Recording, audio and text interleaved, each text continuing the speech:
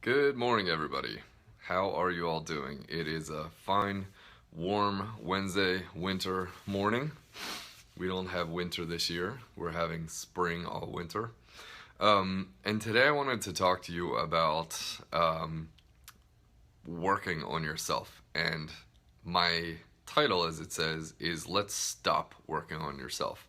This is really for my folks out there who um, always feel like you're striving to achieve something out there, that it's not there, that you're always separate from it, and this frustration of feeling like you're stuck in a cycle of always reading new books or working on yourself or going to other people to help fix you, trying to lose weight, this and that. It might sound really strange and paradoxical the way I'm saying that because I am somebody who helps people lose weight and helps create change.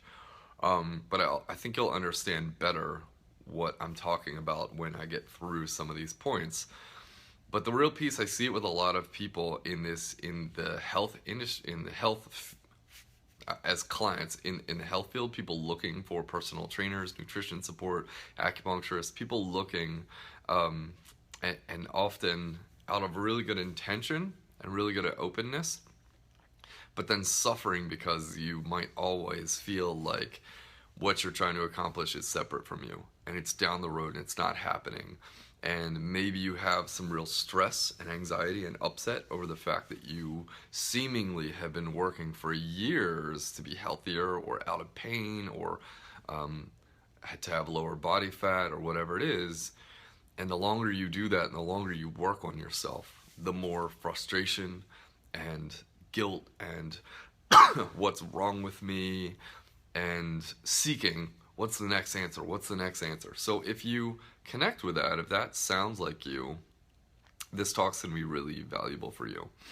I got this, a client recently reached out to me and basically, I'm not going to disclose personal details, but basically said, I've been in a really rough place and things are getting worse and I am in a lot of emotional pain and results aren't coming and I'm not even implementing, and I just could feel that frustration and sadness of somebody who's with really good heart and intention worked on herself for a long period of time, and it's a really common thing.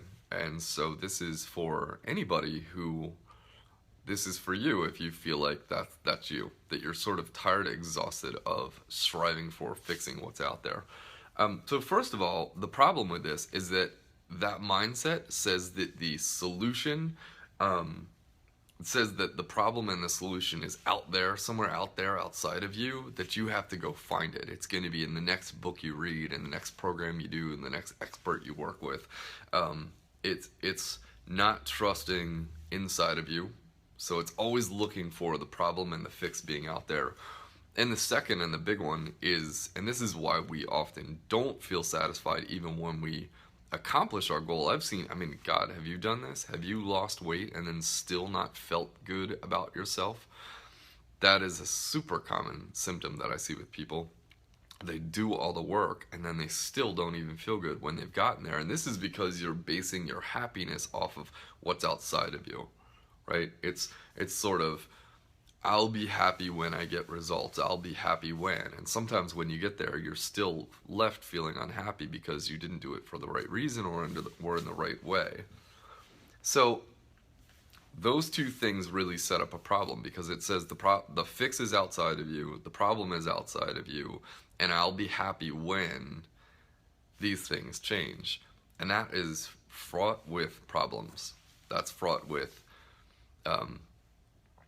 some real trouble, some real pitfalls, right? And so let's work on how do we fix that? How can I help you stop trying to work on yourself, to end the whole seeking process, to start looking on results come from within.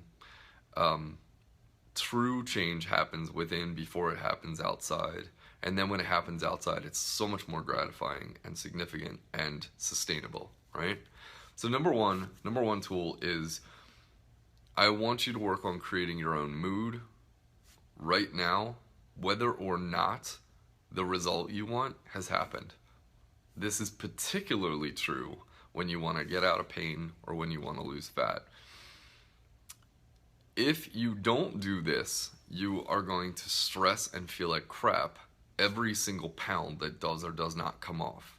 And I've seen this with people, and I'm there like a safety net in the first few months when people do this to be like, yo, let's be rational. We're planting the garden. If you've heard me talk before about weight loss, we're planting the garden right now. Chill out, give it time. You want to come from a place, though, of setting your mood right now, whether or not you've had any success or not, okay?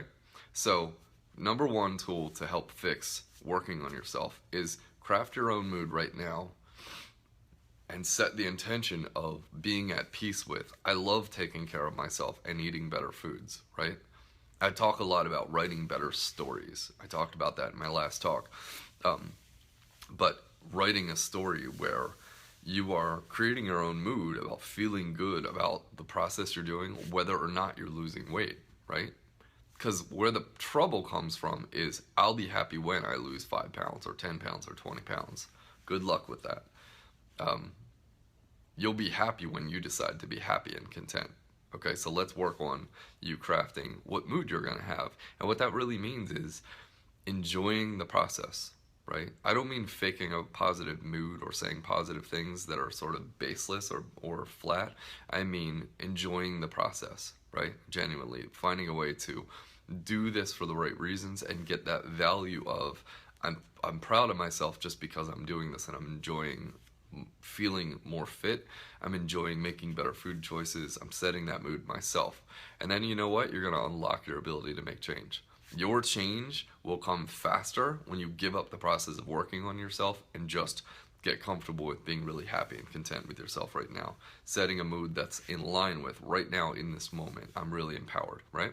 Number 2, and this happens when you work with meditation and writing, which I really highly encourage you to do, to be writing out what excites you about your health, what your why you're doing this, what changes you intend to create in yourself. When you're doing meditation or writing and working on creating change, the next step is to listen for essentially the breadcrumb trail to come to you.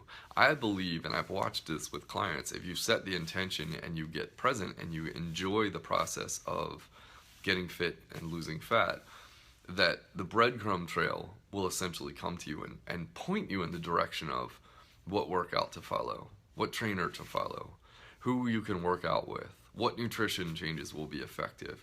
If you are open to listening, your intuition is already there. You are the expert. Anybody you seek should really just help point you back to you. I can't really, I'm a fitness generalist. I'm going to show you models and tools that work for people like you. You are your own expert to find how do you create this? How do you fit this in your life? How do you specifically make your nutrition, your eating in a way that works for you, right? You're going to be the expert. So you want to create your mood every day and then listen for the breadcrumb trail to guide you along the way to find all the right steps that lead you in the right process. And what I've found is when you become more awake and alive to the moment and more at peace with the process, that the steps to get there reveal themselves to you. What doesn't work is willing it, being mad with how you are right now, wanting to make that change, suspending all happiness until you get that change, and then willing it out to get there. That doesn't work. It just exhausts your resources, your reserves. You can't maintain that, and then it just builds up one more time of, I failed. The problem's outside of me. I can't fix it. I'm disempowered, right? So I want to help you end that.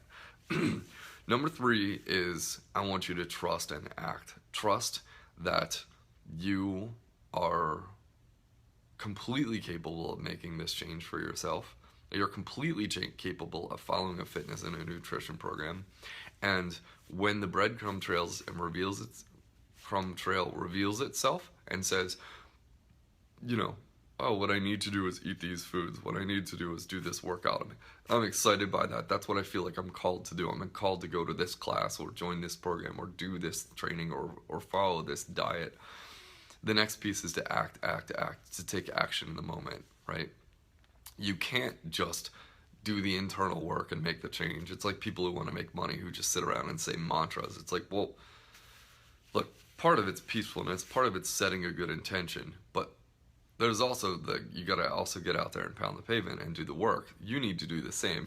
Part of this is get your mindset, your mood right, and listen to the breadcrumb trail. But then the next piece is take the action and enjoy the heck out of it. So it's do the workout, do the nutrition, make the changes, and take action. Because action is what's going to separate people from who work on themselves from people who get success. People who get success, they pick a simple system to follow and they just do it like crazy. So that's number 3 is stop working on yourself, start taking action. Number 4, and this is a big one because I think the word goals is a boring word for a lot of people. What are your goals? What are your fitness goals, right? I ask that question, but what I find is people, maybe you haven't spent enough time really sussing that out, really developing that. Your goals is a little bit of a boring term. What I would look at is what excites you. What excites you about being a healthier person, right? If this changed, what would it be? And why would it be so important to you? And a lot of times, pounds on the scale doesn't really encapsulate that.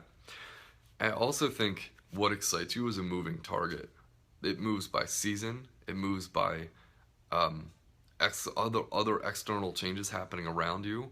I think sometimes we accomplish something that excited us, and then we need a new thing to excite us. And so your goals or what excites you is a moving target, but I want you to get in touch with not a generic what's on a magazine cover in the grocery store aisle, like lose 12 pounds in 8 weeks. I want you to focus on really getting in touch with, and do this through writing or meditation or prayer, and focus on writing out or meditating out until you really feel like this is what I'm called to do. This excites me. It might be what excites you is getting significantly stronger in your upper body and your core so that you can play this sport with your kids and feel stronger and better about yourself. It might be what excites you is having your body feel more confident so that when you go to work, you're just a much more empowered person there. You feel much more confident and empowered when you get to work, right? I don't know. It could be a lot of different things for different people, but often it's not just the weight. It's the what for, what does it matter, what's it about, right? And I want you to work on getting in touch with that. So folks, that's my challenge for you, is really get out of the concept of working on yourself and constantly looking for the solutions outside of me and my happiness is dependent upon my success. Start creating your own mood, whether or not you're succeeding right now or not. Create your own mood. Enjoy the process of being a healthier person and set the process that I am a healthy person. I do make good decisions. I love fitness. I love nutrition, right? Listen to the breadcrumb trail and allow your own intuition to tell you exactly what steps to take, right? You want to start looking for what nutrition program, what fitness, what actions, what healthcare practitioner, what things do you want to incorporate that's going to help you make the best changes. Number 3 is to act, take action. Don't just do the internal work. Get out there, and when you know and something reveals itself and you're excited by it, take action and go do that thing consistently and with passion, right? And number 4 is stay excited, focusing on what excites you now as a moving target, not just a stagnant, boring goal, and really get in touch with, and if you need to do work on it, write what excites you for enough days on paper, or meditate on what excites you until you really have something that pulls at your heartstrings and you know, this is what really matters to me and this is why it matters to me, okay? When you do those 4 steps, hopefully you'll break the cycle of always depending on your happiness being something that sits outside of you, okay? Hopefully this was helpful for you. If you have any questions for me, as always, please feel free to leave a comment, and I will see you next time.